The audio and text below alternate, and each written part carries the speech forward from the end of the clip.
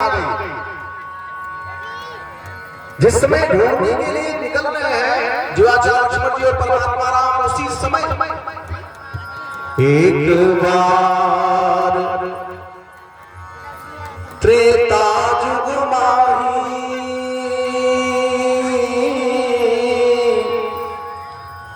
शंभु गए कुंभज सिपाही। एक बार शब्द आया ना, भगवान भोलेनाथ और माता सती जी कथा सुनकर के अगस्त ऋषि के आश्रम से आ रहे थे और उसी समय परमात्मा राम और जीवाचार्य लक्ष्मण जी माता जानकी जी को ढूंढने निकले।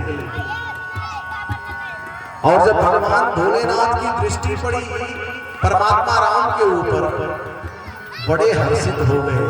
अरे प्रभु, आपका दर्शन तो होगा। मन ही मन प्रणाम किया परमात्मा राम ने भगवान भोलेनाथ को, और जब प्रणाम कर लिया तो यह बात सती जी को नागवार लगा। माता सती जी को यह बात कुछ पची नहीं।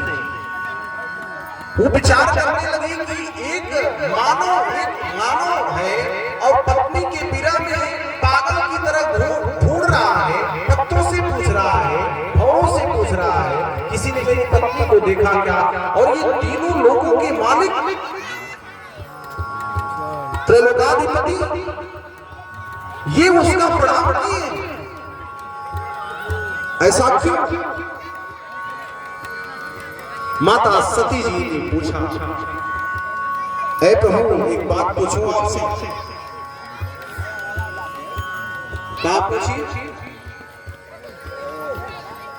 कहा, ये बताइए, हमने देखा है कि आपने ये जो बनवासी है ना, यह जो अपने पत्नी के बिरह में पागल हुआ बैठा हुआ है, ढूंढ रहा है, पत्तों से पूछ रहा है, भौरों से पूछ रहा है, इसको आपने प्रणाम किया क्यों? भगवान भोलेनाथ मुस्कुरा दिए। भगवान भोलेनाथ ने कहा, सती जी, आप नहीं जानती हो। कहा, वही तो जानना है हमें, आपने क्यों प्रणाम किया है, बताइए तो।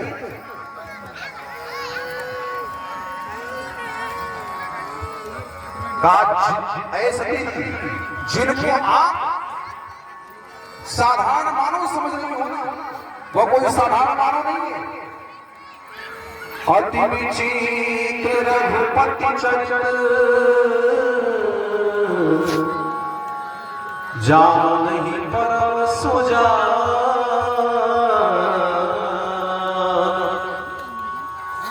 अति विचित्र रघुपति चरित्र जानहि परम सुजान। जे मति मंद विमोह बस हृदय धरि कछुआ। हे प्रभु, विचित्र लीला है आपकी लीला को कोई चतुर होगा वही जान पाए, सबके बस की बात नहीं है। जिसको नहीं है बोध तो गुरु ज्ञान क्या करे। जिसको नहीं है बोध तो गुरु ज्ञान क्या करे।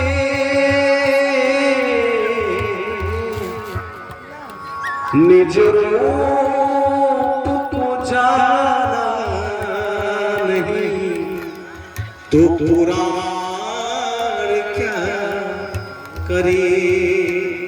उस परमात्मा की लीला को बड़े बड़े ज्ञानी नहीं जान पाए। रचना प्रभु की देख के ज्ञानी बड़े बड़े रचना प्रभु की देख के ज्ञानी बड़े बड़े पावे न कोई पार तो गाय के पूंछ पकड़ौले से पार हो जाई बैतरणी रचना। देखिए इस बात को अन्यथा में मत लीजिएगा, लेकिन कटु सत्य है। रचना प्रभु